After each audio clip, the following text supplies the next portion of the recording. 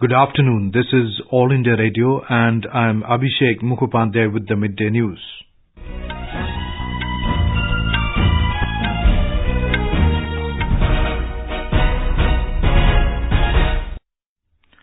The headlines.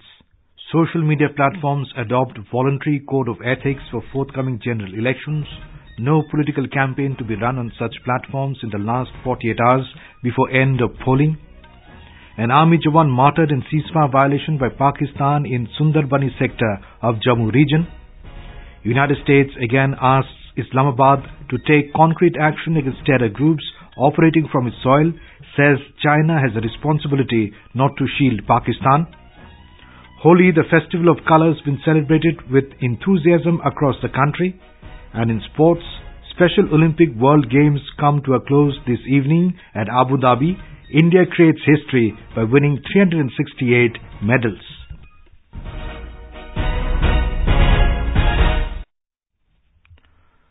Social media platforms and Internet Mobile Association of India IAMAI have adopted a voluntary code of ethics for the forthcoming general elections. According to the code submitted to the Election Commission, IAMAI and platforms including Facebook, WhatsApp, Twitter and Google will create a high priority dedicated reporting mechanism and appoint dedicated teams during the polls for taking expeditious action on any reported violations. Our correspondent has the details.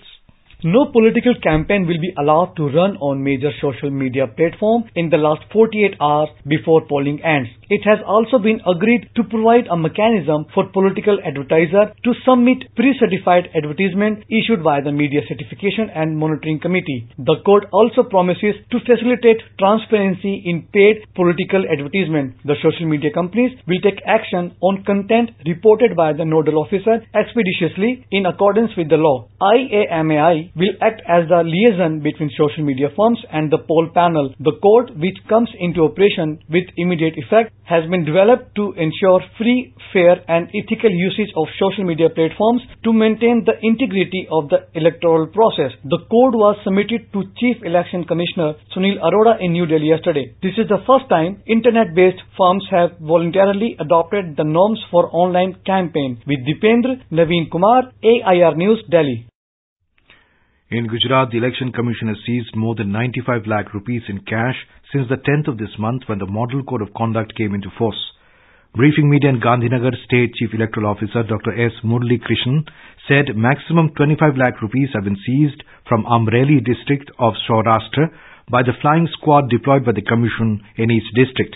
The poll panel has also appointed nodal officers in each district to keep an eye on the expenditure made by candidates and political parties. About 10,000 cases of prohibition have been registered in the state since the announcement of Lok Sabha elections. Liquor and other prohibited items worth 17 lakh rupees have been seized. In Assam, campus ambassadors have been appointed to woo young voters in the state ahead of the Lok Sabha elections. Jorhat Assistant Commissioner Pallavi Sarkar said 12 campus ambassadors would carry out various awareness activities, including street plays and VVPAT demonstration in education institutes in the district. An army jawan was martyred in shelling and firing by Pakistani forces from across the border in Sunderbani sector along the line of control in Jammu region today. Defense sources told AIR Jammu that the forces resorted to unprovoked mortar shelling and small arms firing in Palanwala, Jogwan and Keri area targeting Indian forward positions. The Indian troops retaliated to the ceasefire violation effectively, but one army jawan lost his life. The exchange of fire lasted for some time. An army jawan was martyred in ceasefire violation by Pakistan in the same area on Tuesday.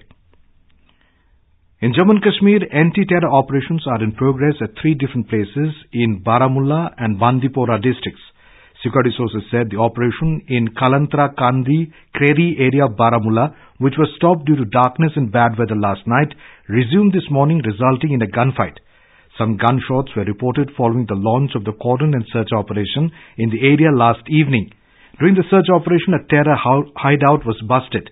In Warpora area of Sopot Tehsil in Baramulla, 2 policemen, including an officer, were injured in an encounter with terrorists.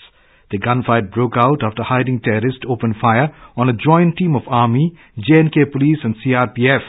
The forces had launched a cordon and search operation in the area following specific inputs about the presence of terrorists there. At least 1 to 2 terrorists are believed to be trapped in the area. Another anti-terror operation was launched in Mir Mohalla area of Hajin Tehsil in Bandipora district today. According to reports, 2 terrorists are believed to be hiding in Hajin area. India has welcomed the arrest of fugitive jeweller Nirav Modi by British authorities in London, pursuant to the arrest warrant issued by the Westminster Magistrate Court. Responding to a question, External Affairs Ministry spokesperson Ravish Kumar said, India continues to actively follow up this matter with the authorities concerned in the United Kingdom with a view to have Nirav Modi extradited to India at the earliest. In Gujarat, a special SIT court in Ahmedabad has awarded life sentence to one more accused in the 2002 Godhra train carnage case. Special SIT court judge S.H. Vora convicted Yaqub Patalia, holding him guilty of murder and criminal conspiracy. 62-year-old Yaqub was nabbed by the police from Godhra in Panchmahal district in January last year. He was on a run for almost 16 years. Earlier, the special SIT court had convicted 31 accused and acquitted 63 others in the case in 2011. 59 car Sevaks were burnt alive when S6 coach of the Sabarmati Express was set on fire on 27th of February 2002. This is All India Radio giving you the news. For quick news updates, follow us on Twitter at AIR News Alerts.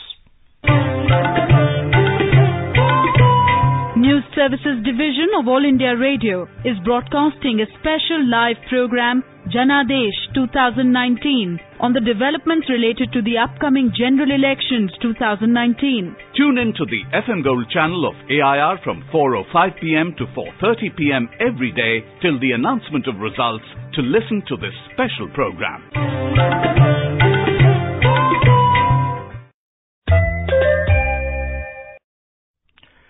The United States has again asked Pakistan to take concrete and sustained action to rein in terror groups operating from its soil, mainly Jaish-e-Mohammed and Lashkar-e-Taiba.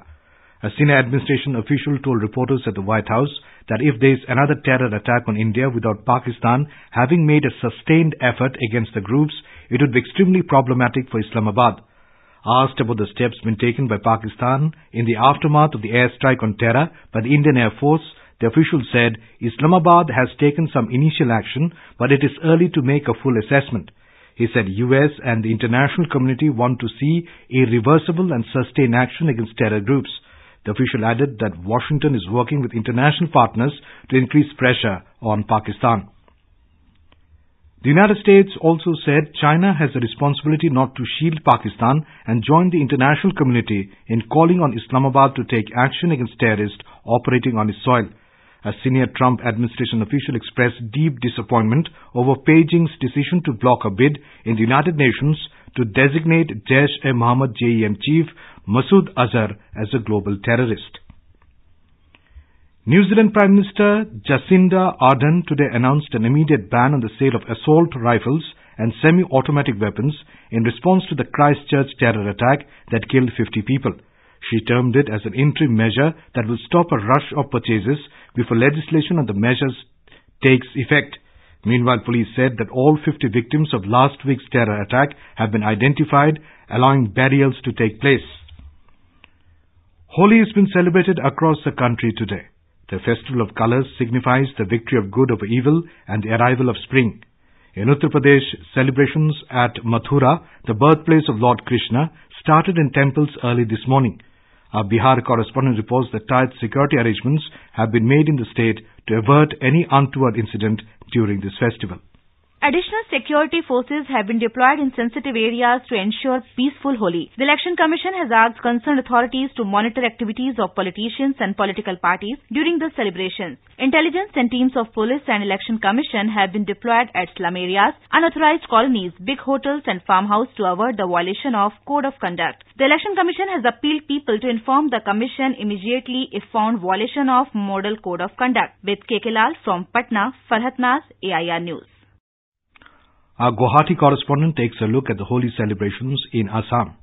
Holi has been celebrated in the state for up to 3 days at many places including Barpeta, Majuli, Bardua and Kamrup. The Dol Mahotsav, particularly at Barpeta, is one of the largest events in the state. Holi Git competition has been organized at Barpeta Satra on this occasion. Governor Professor Jagdish Mukhi and Chief Minister Sarbanand Sonowal have greeted people on the occasion of Holi. Manaspati Sharma, AR News, Guwahati.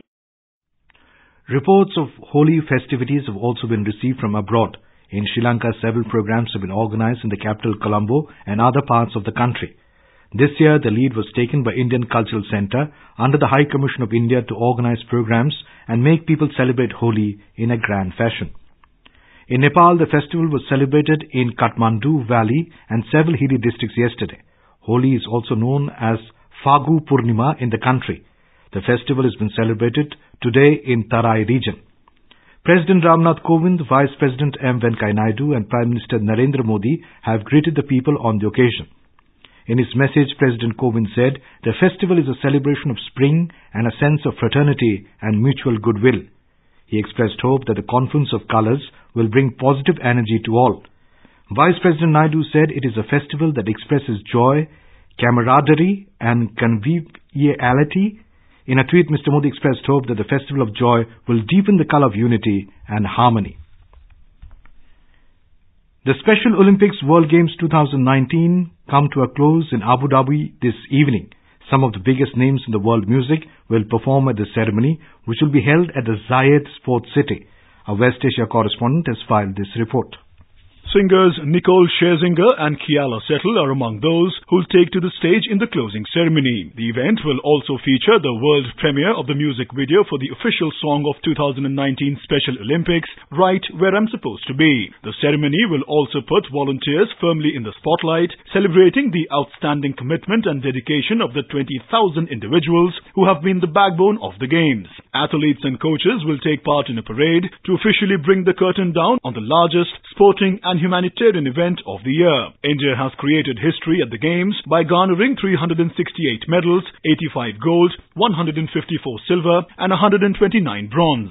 Judo and futsal witnessed Indian participation for the first time. Indian special athletes bagged 3 gold and 1 silver in judo and 7 silver medals in futsal. With Kanchan Prasad from Abu Dhabi, Sabi Hassan Khan, AIR News.